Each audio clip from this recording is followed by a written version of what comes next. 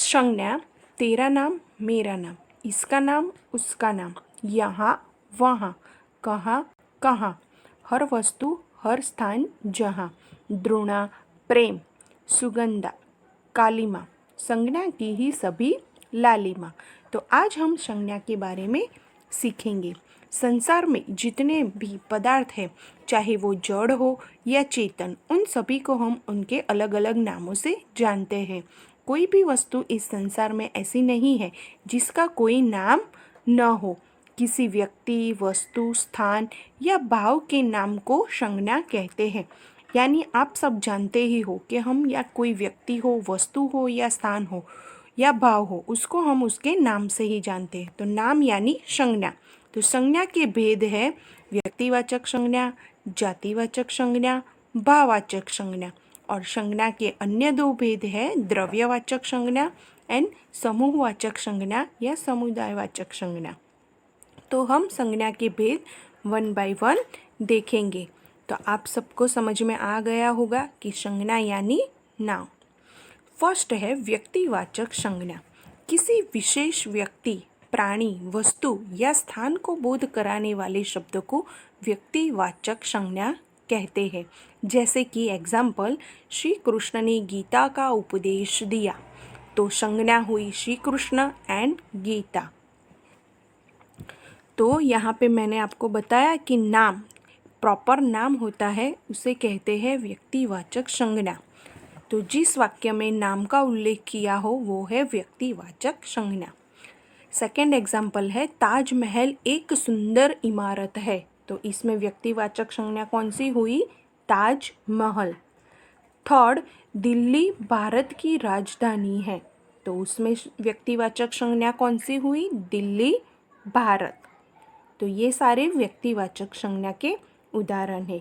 तो आपको समझ में आ गया होगा कि व्यक्तिवाचक संज्ञा मीन्स जिस संज्ञा में किसी वस्तु या विशिष्ट स्थान का उल्लेख किया गया हो। सेकंड है जातिवाचक संज्ञा। जिस संज्ञा शब्द में किसी प्राणी, वस्तु या स्थान की पूरी जाति का बोध होता है उसे जातिवाचक संज्ञा कहते हैं। एग्जाम्पल, धोबी कपड़े धो रहा है, तो उसमें जातिवाचक संज्ञा कौन सी हुई? धोबी, क्योंकि उसमें धोबी की पूरी जाति को दर्शाया गया है।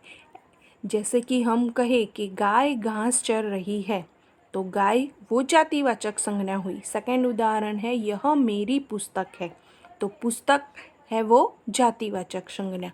चिड़िया उड़ रही है, तो चिड़िया वो जातिवाचक संज्ञा, क्योंकि उसमें सारी चिड़िया का उल्लेख हो गया, इसलिए उसकी पूरी जाति का, इसीलिए उसे कहते हैं जातिवाचक संज्ञा। तो यहाँ पे पुस्तक और चिड़िया है वो है जातिवाचक संज्ञा। और भी आप देख सकते हो जैसे कि गाय, विद्यार्थी, एग्जाम्पल। थर्ड है भाववाचक संज्ञा। जिस संज्ञा शब्दों से गुण, दोष, भाव, दशा आदि का बोध हो वे भाववाचक संज्ञा कहलाते हैं। जैसे कि गर्मी के कारण थकान हो रही है, तो संज्ञा भाववाचक संज्ञा कौन सी हुई? उसमें गर्मी और थकान। जो मन के भाव दर्शाता हो, हम जिसे देख नहीं सकते लेकिन मन से महसूस कर सकते, उसे कहते हैं भाववाचक संज्ञा। सेकेंड एग्जाम्पल है आम में मिठास है, तो मिठास को हम देख नहीं सकते लेकिन महसूस कर सकते हैं, तो भाववाचक संज्ञा हुई मिठास। थर्ड है राम बचपन से ही ईमानदार है, तो ईमानदारी देखी नहीं जाती किसी की, महसूस होती है, बचपन भी, तो इसमें बचपन और ईमानदार दोनों क्या हुआ? संज्ञा हुई। भाववाचक संज्ञा जिसे हम अपने मन से महसूस कर सकते हैं उसे कहते हैं भाव, जो हमारे मन में होता है भाव, वो भाववाचक संज्ञा। संज्ञा के अन्य दो भेद थे, उसमें से फर्स्ट है द्रव्यवाचक संज्ञा। जो संज्ञा शब्द किसी द्रव्य, धातु, पदार्थ आदि का बोध कराते हैं उन्हें द्रव्यवाचक संज्ञा कहते हैं। जैसे कि एग्जाम्पल है सोना, चांदी, लोहा, गेहूँ, तेल आदि। जिसमें कोई लिक्विड फॉर्म या सॉलिड फॉर्म जैसे कि खाने की, पीने की कोई चीज़ हो, तो उसे कहते हैं द्रव्यवाचक संज्ञा। समूहवाचक संज्ञा या समुदायवाचक संज्ञा, जो संज्ञा शब्द किसी प्राणी या वस्तु के समूह या समुदाय का बोध कराते हैं उन्हें कहते हैं समुदायवाचक संज्ञा या समूहवाचक संज्ञा। जैसे कि एग्जाम्पल सेना, जुलूस, सभा, जनता आदि। जैसे कि सेना युद्ध के लिए तैयार है तो सेना वो समूहवाचक संज्ञा हुई। या कोई जुलूस हो या कोई सभा हो जिसमें सब इकट्ठे हुए हो, समुदाय इकट्ठा हुआ हो, उसे कहते हैं समूहवाचक संज्ञा। अनुच्छेद लेखन, यहाँ पे आपको कुछ संज्ञाएं दी गई है, आपको इसमें पहचानना है। राम और श्याम बाजार गए, दोनों बचपन से ही गहरे मित्र थे। बाजार से उन्होंने पुस्तकें, फल आदि खरीदे। बाजार में बहुत से सुंदर खिलौने थे।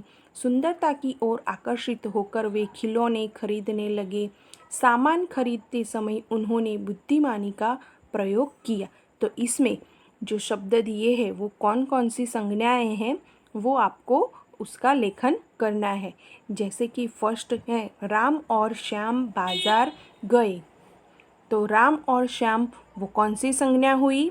जो सबसे पहले था व्यक्तिवाचक संज्ञा, जिसमें नाम का उल्लेख किया गया है, किसी स्थान या वस्तु का।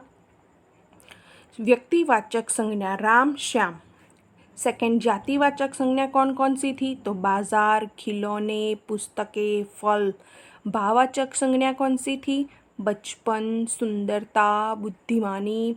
तो ये भाववाचक संज्ञा थी जो देखी नहीं जा सकती लेकिन महसूस की जा सकती है, उसे भाववाचक। जो पूरी जाति का बोध कराते हैं उसे कहते हैं जातिवाचक संज्ञा, और जिसमें नाम का उल्लेख किया गया हो वो हो व्यक्तिवाचक संज्ञा।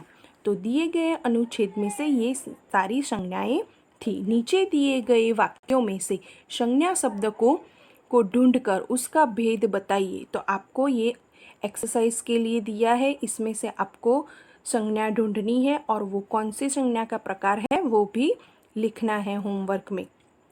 सो स्टूडेंट, यहाँ पे ये व्याकरण का टॉपिक हमारा ख़त्म होता है। नीचे दिए गए शब्दों में से भी आपको संज्ञा शब्द के भेद बताने हैं। तो ये आपका होमवर्क है। Okay children, good bye, take care.